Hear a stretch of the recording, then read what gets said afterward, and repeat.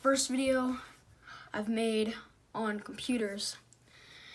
And I want to do this kind of like how Christopher Yee, Toasty Bros, Tech Yes City, how Noab used to do. Tech Yes City's budget builds, the potato PCs, or just what all of them do in general. Basically the same formula, you know, telling you the parts, telling you whatever else, but you always see that kind of thing from, I guess, an adult's perspective, you can say.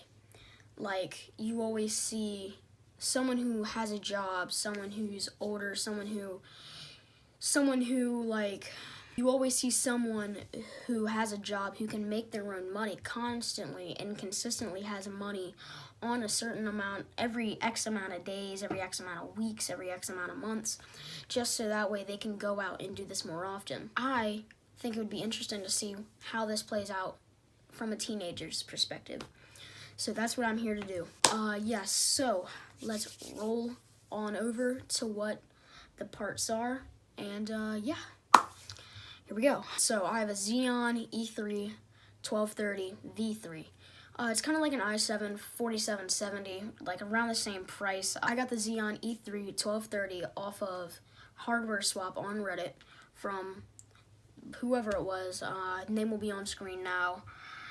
And yeah, so I got that for a good deal thanks to him. I've been looking for an i7, but I couldn't find one in my price range, so I decided to go the Xeon route, which I don't, you know, I think that was the best idea I could have had. Tech Yes City gave me that idea. The motherboard I have is an Asus H81m-k from, yeah, Asus. It's a H81 board, so that means it was meant for mining, but it's also micro ATX, and you'll see later why that's sort of an issue with the build I have. But since I only got it for $36, I think, I'm pretty sure I bought this a while ago, so I don't exactly remember the exact price that it was, but I'm pretty sure it was anywhere between $32 and $36-ish. I don't remember how much shipping was. Yeah, so, but I'd recommend it. It's pretty nice.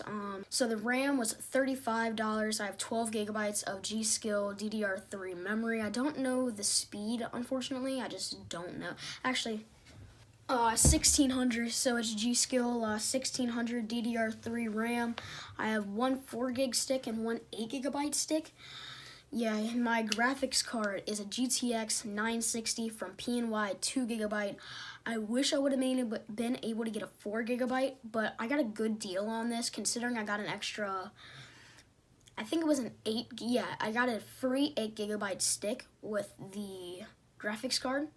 He said, hey, buy this for $90, I'll throw in an extra 8 gigabytes of RAM for you, and I said, okay. The cooler I have is the Cryoig M9i, obviously for Intel, and I mean, I don't have any issues with it. Perfect, 100%, you know, gives me more than decent thermals. I don't really know the idle temps. The power supply I have is a Corsair VS500. That's $60 new. I personally did not purchase this. My dad bought it for me because when I originally built my first PC, I was having issues with my power supply. My original power supply blew. It didn't like blow up or anything like some people thought I meant. Whatever. Yeah, so it didn't go my original power supply, it blew up. Some people think that means it actually exploded, but no, it blew. It doesn't work. So my dad bought me this, and I mean, I love it. I'm a Corsair fanboy. So my hard drive, he bought this as well. It's I'm not really sure what brand it is. I don't remember. I'm pretty sure it's Seagate, or yeah, Seagate 1 terabyte hard drive. It was brand new when I got it. I also have one used 250 gig hard drive that came from an old Dell pre-built, and I got a free SSD from the person who sold me the i5 4440 I used to have. He also gave me a 1 terabyte external hard drive, but I basically sold that to my mom. And the case I have is the Corsair 275R White Edition.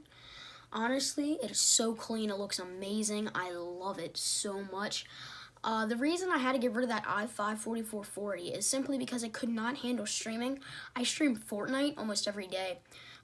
Link in the description, and it just couldn't handle it. Whenever I would drop, my textures wouldn't load, and I was like, I can't do this anymore. I need the extra threads. So I bought the Xeon, and it solved all my issues for me completely. Yeah, so let's get into the benchmarks.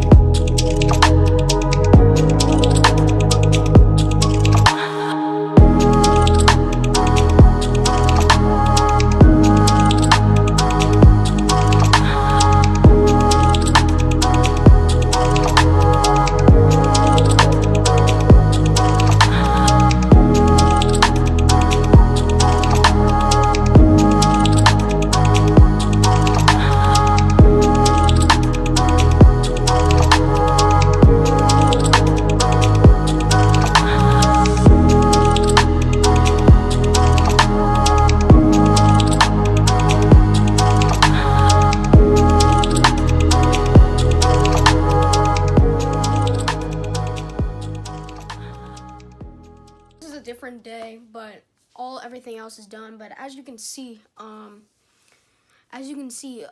this PC is definitely not the best you can get for your money. You could probably get something, maybe even Ryzen, and something, maybe even like 10 series graphics card from NVIDIA, or a RX 570, and hopefully I can make a video on these things at some point soon, but there's no guarantee on that anyways. Regardless, that this computer is something any of you could make for this price.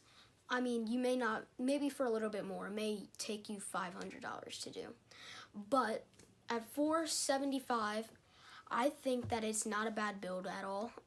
Definitely isn't, like I said, great price performance wise, but Fortnite, absolutely amazing. It's just great, especially when you're streaming it.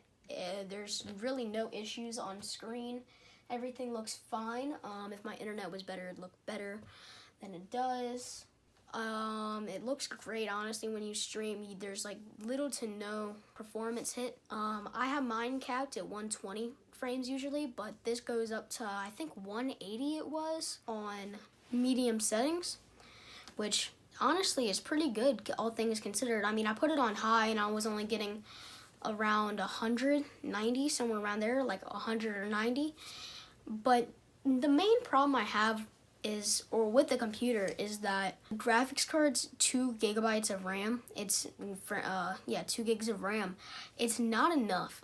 As you can see in games like Black Ops 4, textures don't necessarily load really quickly, and I had to lower it to 900p to get playable frame rates, and even then the frame rates weren't that great.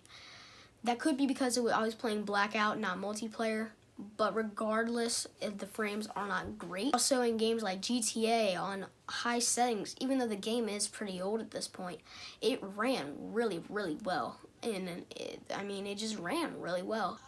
You could probably stream that to 1080p high, maybe 720p. I stream on 480p because of how bad my internet is. My up is like 2, my down is like 10.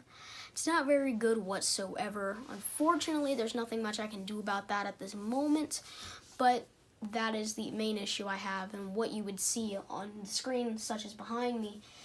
Does it look the greatest? No, definitely not, but a lot of that has to do with resolution problems and not the PC itself.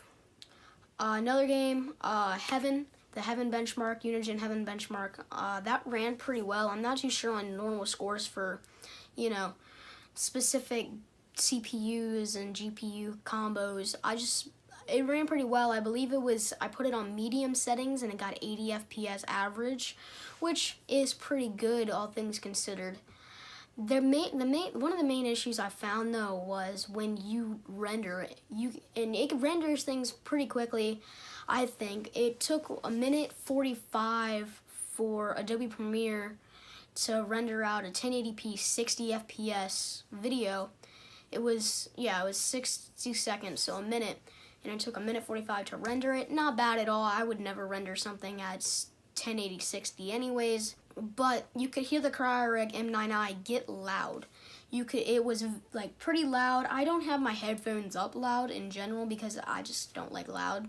So, it was pretty noticeable. You couldn't hear it through the microphone on the camera, but it was loud nonetheless. So, Far Cry 4, most of the Far Cry games have the same requirements and minimum specs. They all say like, quad core i5 at 2 at whatever gigahertz, and it said 970. I have a 960, but that's okay because it still runs on high settings, or mostly high settings, while still maintaining 50 FPS, which is really nice. You can definitely feel it stutter here and there, but it's more than likely that 2 gig frame buffer on the GTX 960, which, like I said before, is the main issue with this. And if you're going to make this build yourself, I would recommend not getting the GTX 960. I would say try to save up for maybe a 1060 or a 970, maybe even a RX 570. The 570 with 4 gigs of RAM would be absolutely perfect for this, but I would not go anything less than a 962 gig. But just to recap, basically this is a good PC and anybody could build this, all things considered. You could get even better deals on it and pay less than I did. I did not take into consideration any of the like prices of hardware now. I did, because a lot of the parts that I got, a few parts for free, and some of the parts were given to me from my dad and I did not pay for them, but I still put those prices in the total. And I would recommend only sticking with used hardware, because for a cheap budget build such as this, when you have less than $500, because if you have $500, $200, $300 now, you're just going to get an Athlon 200 GE B450 motherboard, maybe 8 gigs of RAM, absolutely no graphics card more than likely, and that just would make things very difficult for you, especially if you want to be gaming. So I would recommend this, definitely. I would honestly recommend a different case, because the motherboard that I have is a micro ATX, so it doesn't fit all the way properly. It doesn't look the best in this case, although the cool part about this case is you're not going to be able to see it right here. But on the bottom, it does have a little LED strip, and it shines white lighting at the very bottom, and it makes it look cool on the outside. I definitely like the way this looks.